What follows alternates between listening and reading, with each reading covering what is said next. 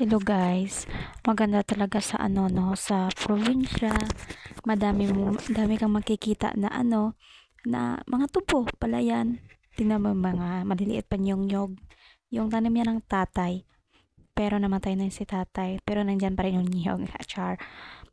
Tingnan nyo dyan. Tapos doon sa kabila guys, pupunta kami doon. Kasi doon yung pamangkin ko.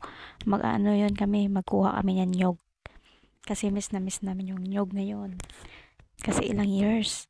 Yan na guys, papunta na kami dyan. Magtingnan kung luto, kung okay na ba yung niyog, yung lubi. Kasi tawag sa amin yan, niyog, or lubi. Yan.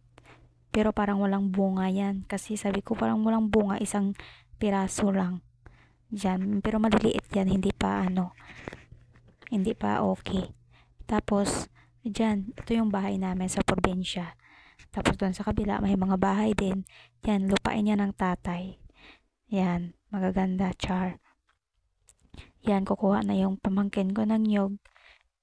Yan, nag-ano na yung cellphone. Yan na, kinain na. O, diba, sarap ng sarap yung kain ng pamangkin ko.